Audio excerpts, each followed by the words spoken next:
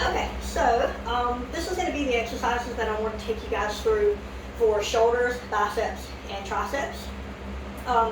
Just the basic ones, nothing too crazy, just so you guys have an idea of the proper angles and how to execute these exercises really nicely. So we're going to go ahead and knock out shoulders. So there's the front delts, front of the shoulder, medial delts goes through the middle, and then you've got the rear delts in the back. All of those are really, really important to train, but I find the least used ones are rear delts, so those are always important to activate.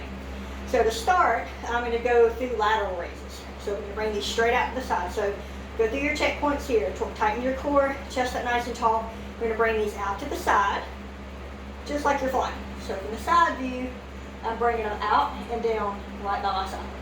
All right, so slow and steady. So 1, 2 count up, 1, 2 count down.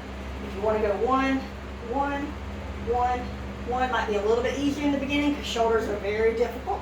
And if you're doing a significant amount of weight, it's a little harder to hold the 2 seconds. I'd recommend starting out with 5s and 8s. These are 10s. 5s and 8s are your best bet, not to overload the shoulders, so that you can actually focus on what you're doing versus just trying to swing the weight up. Okay, so we don't want any swinging. So again, lateral raises, going to be out to the side. For medial delt, okay? Now for front delts, you can do these alternating or you can do these together.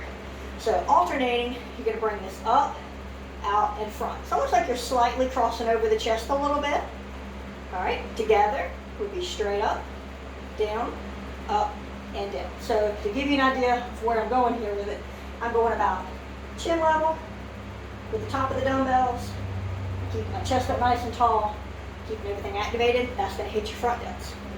Rear delts, you're going to have to get a little bit of a bend. So you're going to push your hips back, tighten your glutes so your back's supported, and you want to keep your chest up. Don't round, okay? So what we're going to do here is we're going to come straight out like we're flying. So come up and squeeze those rear delts, back of that shoulder. Slow and steady rhythm, nice and controlled. Okay, so again from the front, it's going to look like this. Nice and controlled. Okay, so that would be your rear delt fly. Okay. Overhead presses, these you can do sitting down or standing. Actually, all of these can be done sitting down or standing.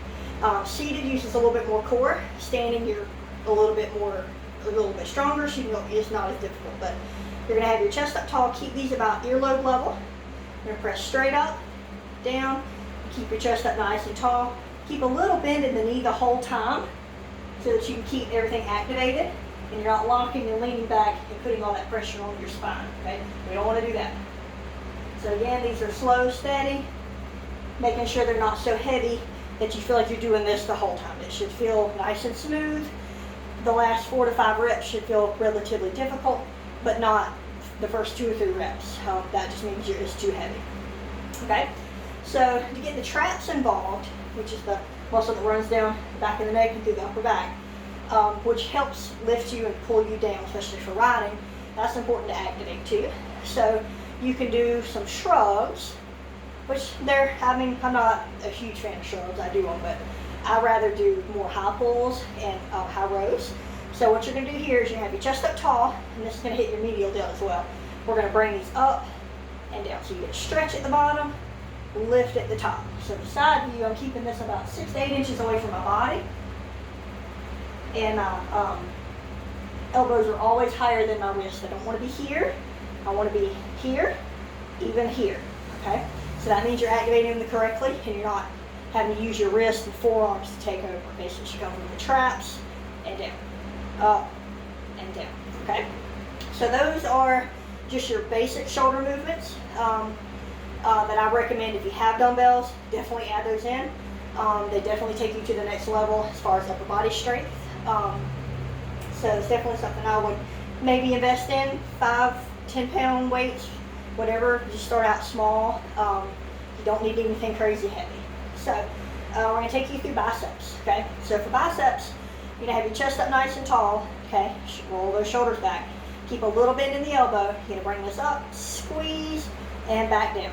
So again, like we talked about in the discussion, you're going to come up here, squeeze, get a stretch at the bottom, but don't lock out. And don't come up here and sit them down on your joints, because then the only thing working at that point is your elbows. So, because you totally took the pressure off the muscle. So time under tension is really important with biceps. So I'm keeping my core nice and tight, squeezing at the top, stretching at the bottom, keeping it nice and controlled, okay? So that's your first typical variation of a bicep curl.